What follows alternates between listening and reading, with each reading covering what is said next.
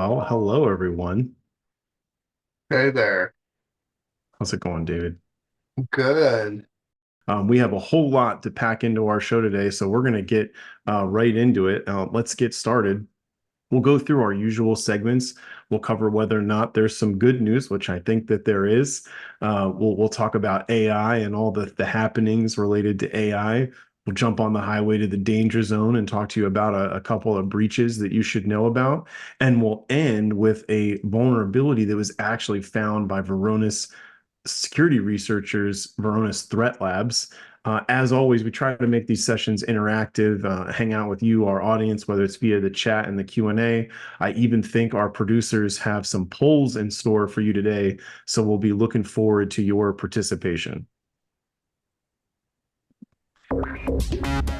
Oftentimes in cybersecurity, everything is doom and gloom. Everybody wants to talk about the end is near or the next vulnerability is going to be the one that gets us all. But there are some good things going on. Sometimes the good people get it right. And today is definitely one of those days. I am super excited to talk to you about the literal last minute addition to the show. We were just putting this in only an hour ago for the good news section.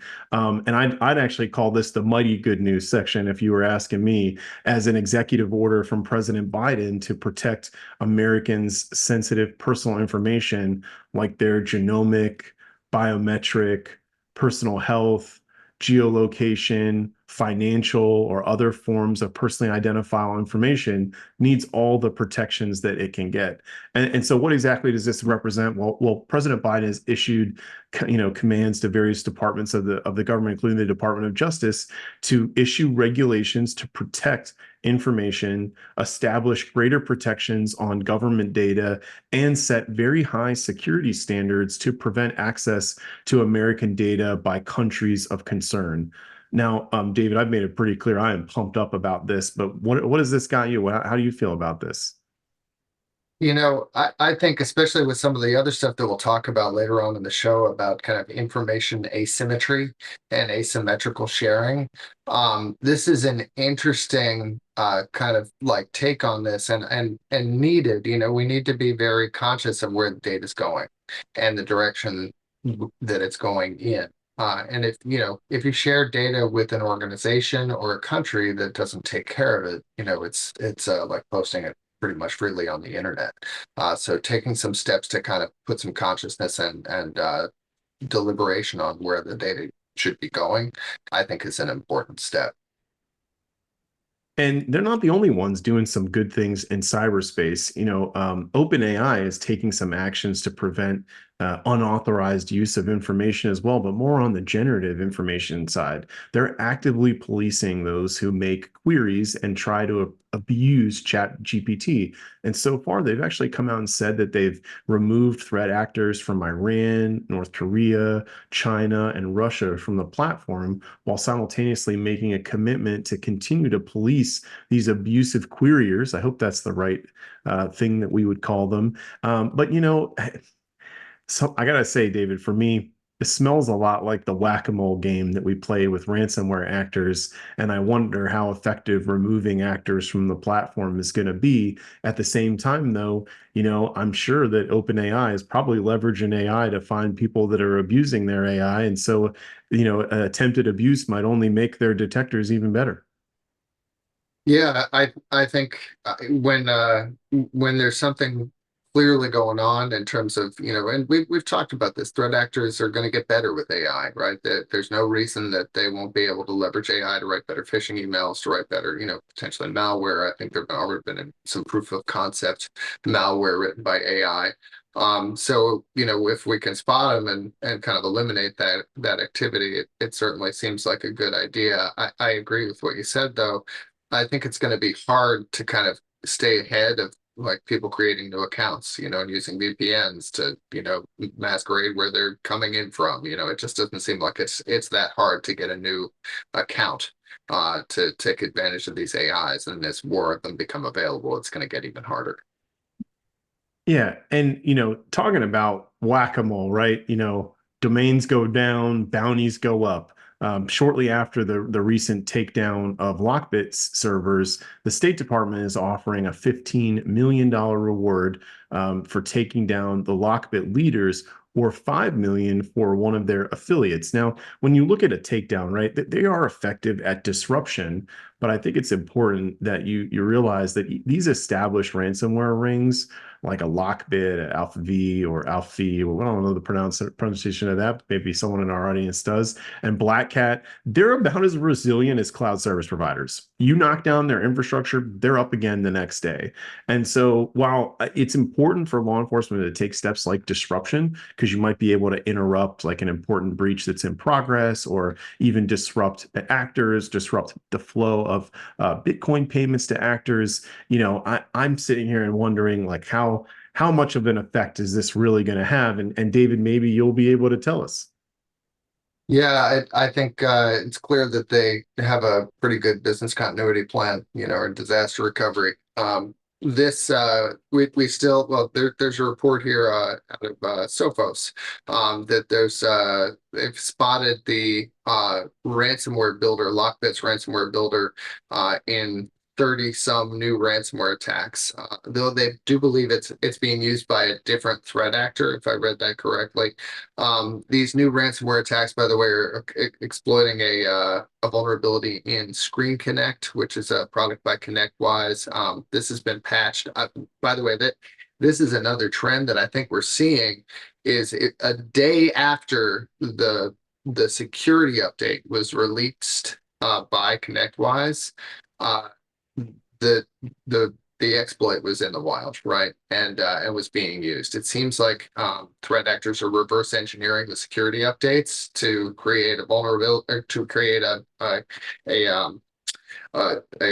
guess a An exploit, way to right? exploit. Thank you. Yeah. Thank you. An exploit to use that vulnerability very quickly. So if you haven't been patched, right, it's like, hey, here's an open door. And by the way, federal agencies have to secure ConnectWise by February 29th because of this authentication bypass flaw. But the other thing I think that's interesting is that Sophos recognized the ransomware builder because a disgruntled malware developer released it in 2022. And that kind of leads into our next story, I think, right? Yeah. Now, when we talk about, LockBit, the fact that even after this takedown, they're already back, they're apparently working on an upgrade to their ransomware as a service platform. And this makes me wonder things like, what is LockBit NG or LockBit 4.0 going to look like? What extra features will it have? Will it be disrupted by law enforcement? And something tells me, based on how things are going, we might get a chance to cover that on our next show during the good news segment. But it just kind of brings me back, and we talked a lot about this on the show last year, where we look at these cybercrime operations and they're becoming more and more enterprise grade. I mean, versioning is a pretty enterprise thing to do, right? Like software platforms having versions, releasing new features, having support, having the resilience that if they get taken down, they can be stood up again really quickly. It's time that people realize that we're not just up against your kind of backyard cyber criminal. These are well-funded and sophisticated groups, much like we'll talk about at the end of the show today around a particular APT group that had a data leak from China. Now, so much is happening in AI. I always find myself saying AI Bay, and I know nobody is tired of hearing about it. And we'll cover the good, the bad, and the ugly as it's related to AI and our eventual demise to the robot overlords during this segment. But first, if you thought that ChatGPT was cool, wait till you start working with Sora. Sora is a generative AI model that creates realistic and imaginative videos from text. They call it text to video. At release, Sora can create up to 1 minute videos based on your text prompts. And from what I've seen, the visual quality is like absolutely stunning. And for me, it's getting really hard to spot real from fake. And more so than ChatGPT, I'm really worried about how Sora is going to take us into the depths of this real or fake paradigm even farther. I look to a testimony that was recently done in Singapore from a senator in Singapore talking about how there were 30 videos that they watched, and 29 of them were made by AI, and one was real, and they were all featuring the same people, and it was impossible to tell the difference. No one that they showed those videos to could actually spot the real one. And so this makes me worry about, like, is deep faking going to become the next layer of cybercrime? Well, I bet you $25 million that it might. Um, this story uh, blew me away. But let's do the poll before we we proceed with this story. But can you tell that this episode of State of Cybercrime is being deepfaked? Is it? How would we know? How would our audience know? So what happened in France? Well, it was actually a finance worker. Oh, finance worker. You Sorry, know, and yeah, I but misread it's all that. right. Yeah. It actually was in Hong Kong. But this is why I said $25 million. He apparently this threat actor orchestrated a deepfaked video conference call, and it was with the CFO and some colleagues, and it was convincing enough so that even though he had some initial skepticism when the email inviting him to the conference call came in, he was convinced, okay, my CFO needs me to wire $25 million for this secret project. And I just, I kind of, I was pretty blown away that we're at that point, right? And if you take into consideration Sora, and the ease with which somebody might be able to create these videos at this point, I it's just, what does that mean for authentication? What does that mean for spotting something that's real? Yeah, it's almost like we're going to have to come up with a form of multi-factor authentication, not for logging on to computers, but for validating the content that gets presented to you. When I think about this like CFO example, I mean, even I'm sure in you or my dealings at Varonis, we have the infrequent interaction with our CFO. But if the CFO called me and said I needed to do something right now, and it was a video and it looked like the CFO and it came in on Zoom, I don't know. I'm probably doing it. I'm probably, trying to make it happen because this is something that's pretty important. And so I can't imagine that cyber criminals aren't going to pick up on that and start to use that more and more for abuse. Now, I wonder though, like, is regulation going to keep up with this, David? Yeah, well, and this could probably be in the good news, category as well. It with with so much AI and so much capability, we need some new laws. And luckily, EU was able to use ChatGPT to write a whole lot of legislation. No, not really. They actually worked very hard and manually created legislation, a comprehensive AI Act, right, to make sure that they took a risk-based approach that considered privacy, other concerns, there are exceptions for military and research models, but looking model by model, trying to figure out whether there's some harm here. It and thank you, Shane, for pointing out, like, created by AI in a video, right? Like this created by AI or an image, right? Making sure that we can start to see what's real and what's not more quickly. But some progress here. I think, we talked about it a couple shows ago where, AI is powerful. You look at some of the past powerful things, powerful technologies like with space and the moon landing and nuclear weapons, right? Regulation follows because these things kind of, need to be thought about a little bit, need to be regulated.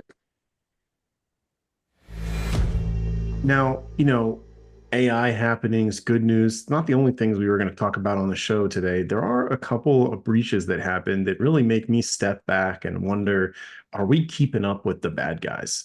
One of those was this nation state hacking group being exposed in the GitHub leak. We've always known, right? Russia, China, other state actors, they were doing this APT for hire thing. but we've never had our hands on a treasure trove of a leak to go through and actually affirm that hypothesis.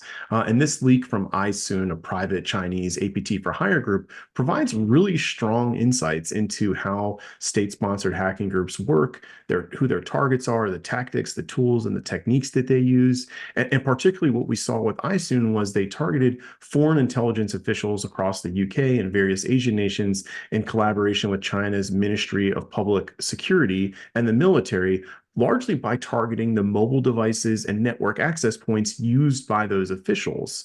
And I gotta ask, David, like, are you that surprised by this? Because I'm not that surprised by this. But when I get into the details, seeing that like a foreign government intelligence has so much going on that they're willing to outsource the surveillance of foreign officials to private security contractors to hack into their phones and their wireless networks. This seems like a big jump from the government doing it to using third parties. Yeah, I can't say I'm surprised about this. I mean, what we've seen, with some of the links and blends with government and, private, and some of the other, I think we've seen some signs of that with Russia. And it seems to be a trend that the government would be farming out and kind of enlisting the help. I think the leak was by kind of a disgruntled, right, Yeah, hacker, it's essentially, suspected. right? Yeah, it's Yeah. suspected that it was maybe from someone on the inside or that had insider Yeah. information, just based on how much information was leaked and the kind of how much juicy stuff was in there. Yeah, well, and also like it sounds like the organizations are poaching each other's hackers, and they're working long hours, like they're getting disgruntled. It's kind of an interesting ecosystem. What surprised me, I think, was this concept of information asymmetry. And I hadn't really looked at this model. Like, what if the whole game is just to be the black hole for information, for data? Right? There's no data escaping our country, but everybody's data is coming in. And if you just look at it, it's like the country with the most data wins, right? It's an interesting lens that I hadn't really looked at the whole equation for, but I certainly, and maybe it's just I'm late to that party, but it's kind of a simple way to look at the problem and all the efforts of just sucking information out wherever there's intellectual property records about records about agents, or like any kind of intelligence gathering, and I think all the way back to the OPS breach, right, where we lost all of that, all the personal All the records for all the SF-86s, class. my Yeah, every exactly. SF-86, every person on this phone call that filled one out around that time, likely. Yeah. Still heard about that one a little bit, David. Now, that's not the only breach, though, that has real world consequences. Every year, I'm asked by like Varonis's public relations team and members of the media to participate in these, like, what are your predictions for cybercrime in the next year, whether it's 2022 or 2023, or this year it was 2024. And every year, time after time, I've said the same thing. Cybercrime and cyber warfare will increasingly have real world kinetic consequences. And this is exactly what happened last week with Change Healthcare. Optum, which is a subsidiary of United Healthcare Group, was targeted by a black cat. They used these kind of expertly crafted phishing emails that were claimed to be documents that were shared with someone else. They were targeting mid-level senior executives in the company, and their goal was to deploy ransomware and wreak havoc. And that's exactly what happened. They even interrupted the delivery of patient care services with things like prescriptions, the ability to order care and bill for care. And so here we saw that, like patients, people were impacted by a ransomware attack on a healthcare group. We still don't know what, full recovery hasn't necessarily been established yet. We don't know, the inner workings of what happened or how it happened, just the consequences that were faced by patients and people that use Optum Health. And it's interesting to see these names like Aleph V, right, and LockBit and Black Cat kind of persist. I mean, we've been doing the show now for several years, I think, and that Black Cat was one of the ones that we talked about, probably in 2021 or so. So still around, even with the attention of the FBI and our government agencies. Yeah, and I think there was one more breach, David, something to deal with global data center domination that you wanted to talk about. Yeah, looks like there are lots of account takeovers happening in Azure. It's it's these threat actors are targeting multiple kind of roles in the organization, you know, some from executives on down, doing the account takeovers with fake shared documents where the, you know, folks enter their credentials. Once they have the takeover, they create new authentication factors, right? Like, you know, an authenticator app that you didn't have before. Um, a couple of signs to identify the sort of activity. They all seem to be using Linux-based user agents when they connect. But you know, I think the thing that's interesting about this is the scale and the size and certainly the target. But also I thought it's interesting is, you know, is everybody typically or most people typically have MFA enabled.